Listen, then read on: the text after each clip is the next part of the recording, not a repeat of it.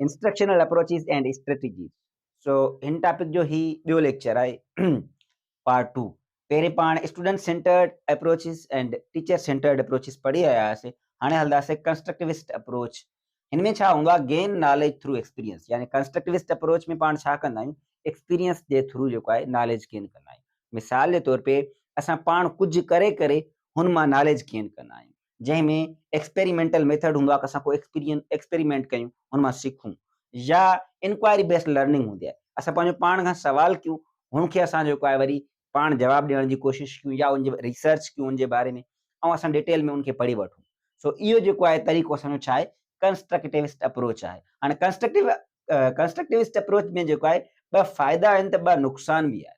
जेके फ़ाइदा आहिनि उहे कहिड़ा आहिनि, हिन में लॉन्ग टर्म रिटेंशन थींदी आहे। यानी असांखे यादि उहा शइ घणी देरि ते रहंदी आहे, छो जो जेको कमु असां पाण हथनि सां कयूं था त उहो असांखे ज़ाहिर आहे यादि रहंदो देरि ताईं। या असां उनजे लाइ पाण इंक्वायरी कयूं था, इंक्वायरी बेस्ड लर्निंग कयूं था, त पोइ बि असांखे उहो देरि ताईं यादि रहंदो। सो इनजो इहो फ़ाइदो आहे त लॉन्ग टर्म रिटेंशन थींदी आहे, उहो असांखे देरि ताईं यादि रहंदो आहे दिमाग़ में। उन खां पोइ डीप लर्निंग। हाणे डीप लर्निंग बि थींदी आहे, छो जो जंहिं महिल असां पाण एक्सपेरिमेंट कंदासीं त उहा डीप लर्निंग आहे।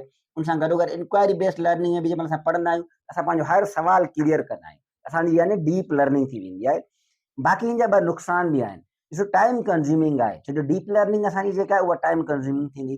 जेको टॉपिक असां थारोली जेको आहे ब्रीफली असां जेका आहे कुझु घंटनि में पढ़ी सघूं पिया, अगरि असां डिटेलली पढ़ंदासीं त उहो डिटेल में असांजो जेको आहे काफ़ी टाइम वठी वेंदो। उन सां गॾोगॾु नीड रिसोर्सिस। सो इंक्वायरी बेस्ड लर्निंग में अगरि असां पंहिंजो पाण खां सवाल पुछूं था त जवाबु ॻोल्हण लाइ असां वटि रिसोर्सिस हुजनि, बुक्स हुजनि, इंटरनेट हुजे, या का अहिड़ी जेका आहे को न को रिसोर्स हुजे। या इवन असां एक्सपेरिमेंट मेथड में वञूं था त एक्सपेरिमेंट लाइ बि असां वटि जेका आहे रिसोर्सिस हुजनि, जंहिं औज़ार हुजनि, या जेका असांजा जेको बि इंस्ट्रूमेंट यूज़ थिए थो उहो असां वटि मौजूदु हुजे। सो हिन में रिसोर्सिस जी बि ज़रूरत हूंदी आहे, टाइम कंज़्यूमिंग बि आहे।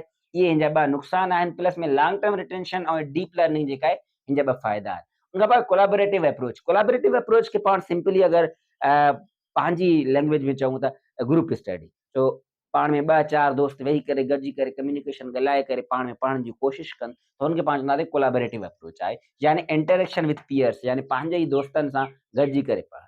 हाणे हिन में तव्हां सिंपली अगरि ॾिसो ग्रुप स्टडी में पाण खे कहिड़ा फ़ाइदा हूंदा आहिनि। ग्रुप स्टडी में पाण खे इहो फ़ाइदो हूंदो आहे त पाण सभु ॻाल्हाईंदा आहियूं। उस्ताद क्लास में ॻाल्हाइण ॾींदो न आहे, ग्रुप स्टडी में पाण सभु ॻाल्हाए सघूं था सुकून सां, यानी कम्युनिकेशन असांजी बहितर थींदी।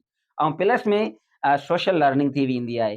सभिनि सां जेको आहे न ॻाल्हाइण थींदो आहे, दोस्तनि सां, पीयर्स सां, त उन्हनि जे बारे में बि ख़बर पवंदी आहे। ॿियूं बि काफ़ी ॻाल्हियूं ख़बर पइजी वेंदियूं आहिनि, यानी सोशल लर्निंग बि थींदी आहे।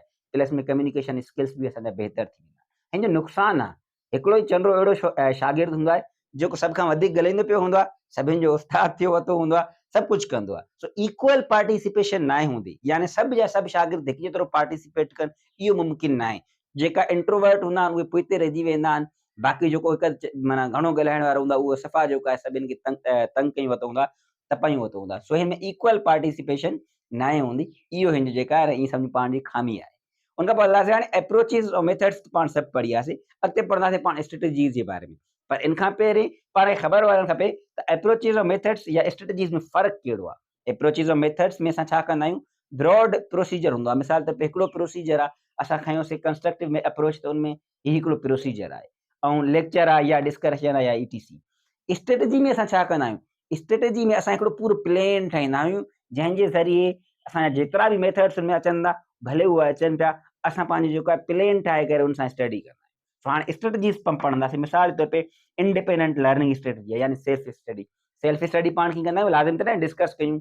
सेल्फ स्टडी में पाण बुक्स पढ़ंदा आहियूं, ऑनलाइन लर्निंग कंदा आहियूं। अगरि कंहिं शइ जी ज़रूरत पइजी वेंदी आहे त कंहिंखो सवाल बि करे वठंदा आहियूं, या इंक्वायरी बेस्ड लर्निंग बि करे वठंदा आहियूं। सेल्फ स्टडी में पाण खोड़ शयूं यूज़ कंदा आहियूं, नोट्स ठाहींदा आहियूं पंहिंजा, वरी उन्हनि खे रिपीट ऐं रिविजन कंदा आहियूं। सो इहो ॾिसो न, हिकिड़ो पंहिंजो जेको आहे प्लेन आहे, पाण जेको प्लेन ठाहींदा आहियूं न, इहा स्ट्रेटजी आहे असांजी। बाक़ी असां हिकिड़ी शइ यूज़ कयूं था, सिर्फ़ु डिस्कशन यूज़ कयूं था, उहो मेथड आहे, उहो अप्रोच आहे या मेथड आहे। सो हाणे स्ट्रेटजीस ते पाण हलंदासीं। स्ट्रेटजीस जेका आहिनि मेनली वैसे 5 क़िस्मनि जूं हूंदियूं आहिनि। पहिरीं स्ट्रेटजी आहे डायरेक्ट इंस्ट्रक्शन स्टडी आहे। डायरेक्ट इंस्ट्रक्शन स्टडी कहिड़ी थींदी आहे, उस्ताद आयो, असांखे स्टेप बाय स्टेप का शइ सम्झणी हुई, गोल हुयो असांजो हिकिड़ो, उहो पढ़ाए वियो, पूरो थी वियो, ॻाल्हि ख़तमु, टाटा बाय बाय। इहा असांजी छा थी वई, डायरेक्ट इंस्ट्रक्शन स्टडी, यानी structure step by step teaching. इनमें हिकिड़ो ई असां छा कंदा आहियूं, गोल रखंदा आहियूं फिक्स। अॼु असांखे ही टॉपिक क्लियर करणो आहे, उस्ताद ईंदो आहे, पहिरियों हुनजे बारे में इंट्रो ॾींदो आहे, पोइ हुनखे डिटेल में पढ़ाईंदो आहे, आख़िर में कंक्लूजन कंदो आहे ऐं निकिरी वेंदो आहे। इहा थी वई असांजी step by step study, direct instruction study थी वई। हाणे हिन में छा हूंदो आहे, ऑब्जेक्टिव क्लियर हूंदा आहिनि। हिन में मेथड असां कहिड़ा कहिड़ा इस्तेमालु करे सघूं था, लेक्चर या प्रैक्टिस या रिवीजन या कुझु बि, इहे असां मेथड इस्तेमालु करे सघूं था। उहो असांजे ऑब्जेक्टिव ते डिपेंड कंदो आहे, असां मेथड कहिड़ो इस्तेमालु कंदासीं। हुन खां पोइ हूंदी आहे इनडायरेक्ट इंस्ट्रक्शन स्टडी। इनडायरेक्ट में छा हूंदो आहे, उस्ताद अचे थो मिसाल जे तौर पे पहिरें अची करे असांखे ॿुधाए थो त का कहाणी ॿुधाए थो, कंहिं बादशाह जी कहाणी आहे या का लोक कहाणी आहे या का आत्म कहाणी आहे या कुझु बि मतिलबु ॿुधाए थो असांखे उनजे बारे में, ऐं पोइ उनखे करेक्ट करे थो छा सां, टॉपिक सां। सो जेको आहे उन डायरेक्टली उन टॉपिक असांखे कोन पढ़ायो, बट उहो आयो हिकिड़ी असांखे जेका आहे न इनडायरेक्ट मेथड में हिकिड़ो जेका आहे चऊं पाण इंट्रस्ट असांजो जेको आहे डेवलप करे करे का हिकिड़ी अहिड़ी शइ कयईं जंहिंसां असांजो जेको आहे न टॉपिक ॾे असांजो जेको आहे उहो ध्यानु वधी वियो। उन इनडायरेक्टली अची करे असांखे टॉपिक पढ़ाए छॾियो, असांखे ख़बर बि न पई। इहो हूंदो आहे इनडायरेक्ट इंस्ट्रक्शन स्ट्रेटजी। हिन में छा थींदो आहे, स्टूडेंट्स जेको आहे न उहा स्टूडेंट सेंटर्ड हूंदो आहे, उन्हनि जी वधीक जेका आहे न पंहिंजी जेका आहे उहा इंट्रस्ट हूंदो आहे। ऐं हिन में टीचर जेको आहे उहो जस्ट एज़ अ गाइड हूंदो आहे। हिन जा केस स्टडीज़, मिसाल जे तौर पे उस्ताद खे जेका आहे न का शइ जे बारे में पढ़ाइणो आहे, उनजी केस स्टडी खणी आयो।